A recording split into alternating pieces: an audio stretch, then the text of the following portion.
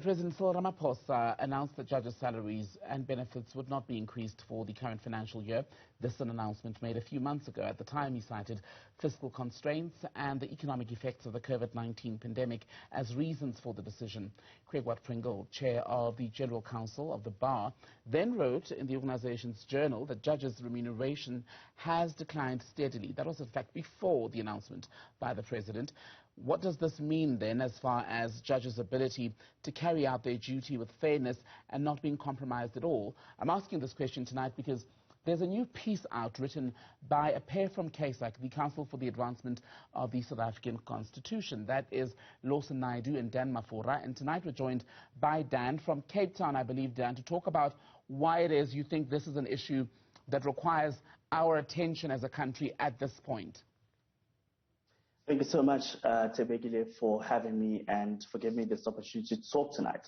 As we know that judges are the ultimate guardians of our Constitution, they decide whether the actions of the executive or the legislature are constitutional. And so the Constitution provides them with certain safeguards, and one of those is the security of tenure and specifically the provision that their benefits and their salaries may not be reduced after or while they are appointed as judges. What we have seen in the past 10 years, though, is that the remuneration of judges has declined in real terms, and that judges now earn less in real terms than they did 10 years ago. And this is a concern for whether or not they will be able to still be independent and not be enticed financially or otherwise from outside pressures.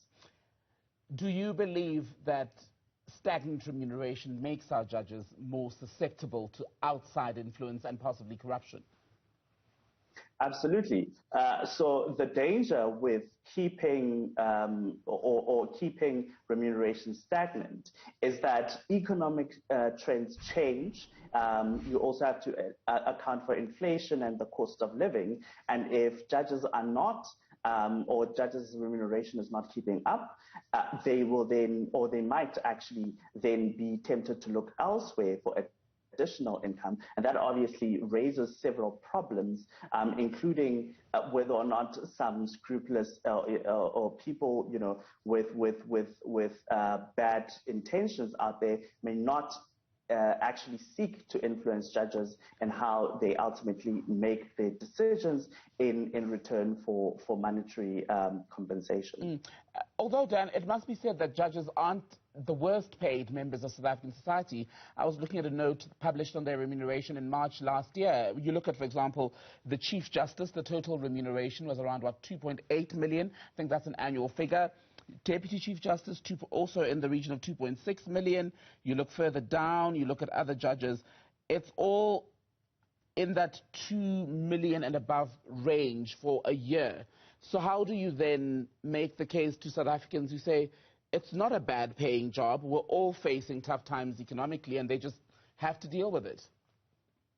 I think that is correct when you obviously look at the raw figures that you get, but you obviously have to look at how that 2.8 million rand for the Chief Justice is structured, and whether or not it compares to what the Chief Justice was earning at the time, or let's say 10 years ago. And obviously you have to do this in view of how things have changed, right? The value of 1 rand today is not the same as the value of 1 rand in 2010. What is important, though, is that when you look at the rest of the profession, because judges form part of a profession, they form part of a legal profession, and when you have to fill vacancies that arise in courts, you want to look to the profession, but when the remuneration or the occupation itself is not enticing, you have trouble recruiting or attracting the best possible candidates that you could have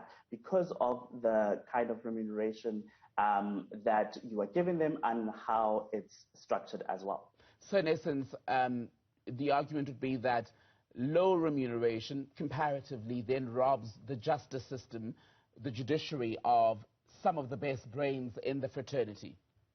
Absolutely, but it also affects judges who have been there or who have been judges for a long time. So if you were a judge in 2010 and you started earning at a certain rate and you're earning, only marginally above that, you are starting to feel the pinch because obviously the cost of living has increased and you also have a bigger workload and you are dealing with a lot more cases because of just how understaffed and how underdeveloped our justice system is.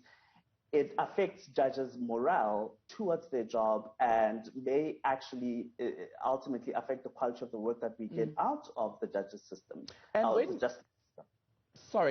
when people do, for example, relook a career ambition to become a judge, what do they opt for? Private practice? Yeah, so what we have seen is judges resigning from the bench and going back into private practice to pursue their goals and to do work there because that is where they're able to be financially secure, and that is the risk that the Constitution tries to avoid by saying you cannot reduce the salary, the benefits and allowances of judges. And so this is a real problem that we think that the Independent Commission on Remuneration has not been paying attention to properly, and that the President will have to look at the end of the financial year.